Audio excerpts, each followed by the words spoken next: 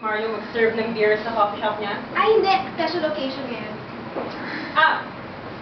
Close ba kayo? Kaya pala ako ng tao dito. Hindi kami close. So, may event ba kayo tonight? Yup. Oh, okay. Ano meron? Bachelor's party ni Ed. Bachelor's party ni Ed. Si Eric ba may pakana na to? Hindi. Marlo.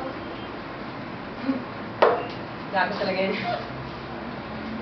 Okay, well, I guess, I have to leave then. Ay, wait. What? Invited siya. Bachelor's party ni Ed. Yup. You do know that I'm Ed's fiancé, right? Yup. Ha? Anong kalokohan to? Well, kasi gusto magkaroon ng bachelor's party ni Marlo, pero sabi ni Eric, ayaw niya magkaroon ng bachelor's party para kay Ed. Kaya si Marlo na lang daw. Pero hindi close si Marlo kay Ed, kaya hindi niya in-invite.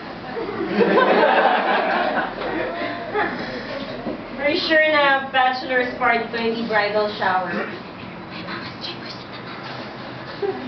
Hindi na talaga yung si Marlo. Oh. So who else is coming? Si Anna, Sarah, everyone. Wow. Do they know that they're strippers? I think so. What a sleazy bastard. Parang hindi ka sanay. So, isa na ba si Eric? Sure. Nag-rally yung laban dito eh. I'm sure he did. So, how long have you known Marlo? Me? Well, I've been following his thing. High school pa lang ako, nanonood na ako. Talaga? So, how'd you come to work with him anyway? Yun, nung nag-university na ako, hindi ko akalain na teacher pala siya doon. Wow. Kinuha niya ako bilang stage manager para sa play niya. Yun.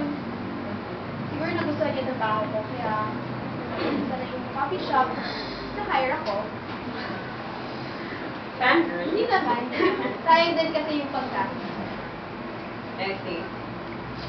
Well, never tell Marlo how much you support him. Alam mo, ang lalaki lang ulo nun. Alam mo naman yun, landi-landi. Sanay na. Yun na nga eh.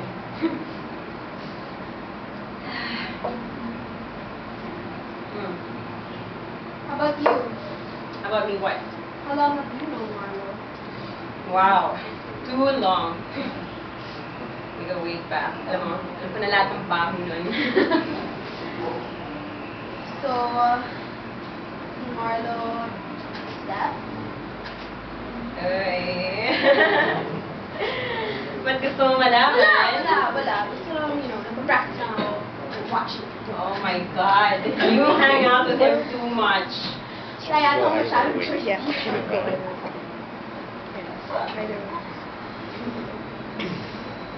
Hinihintay mo si Marlo. Oo nga eh, kanina pa, actually. Well, Ay! Oh, Yun na pala siya. alam mo, gago ka, baka naman to, ano? Yeah! oh, Ano? Ano? nakailan ka na ba? Hindi ko alam. So, nasa ng groom mo? Bakit? Who said that the groom is supposed to be the bachelor in the bachelor's party?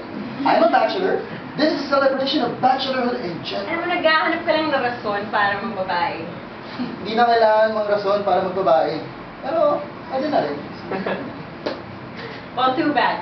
Too bad you would have wanted to be here. I'm sure that Ed would not want to be here.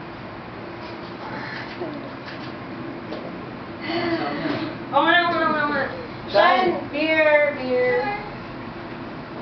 Oh, gusto na yung boba nating Joel. Yun. Anong nangyari? Ayan, sinamahan namin ni Ana sa hospital. Alam mo, tama-tama niya. Alam niya na nga acidic siya. Tira pa ng tira ng kape. Sabi ko nga, beer na lang eh. Eh, wala eh. Ganun talaga. So, ano sabi ng doktor? hiatal hernia. Congenital. May sac sa esophagus. Maintenance na lang para ma-inhibit yung acids. Ang cool na eh. Pinanood ko yung endoscopy. Sinang-video ko pa. Gagawin ko siyang short film. Ang pangalan, Deep Throat.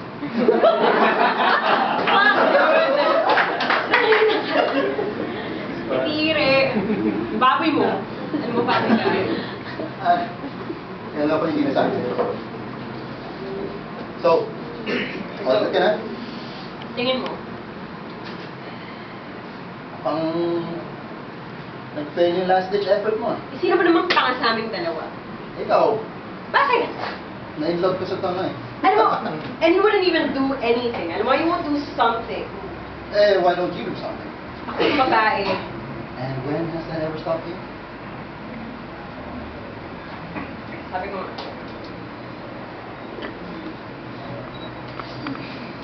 tuloy ka ba? You don't want my advice. Try me. Hindi sa inyo gusto mong marinig, pero I think this is what you're gonna do. Tell me. Magpakasal ka na. Bakit? Tapusin mo na yung paghihirap ni Eric. Kailangan niya ito. Dahil, Kailangan niya ng mas matapang na kape.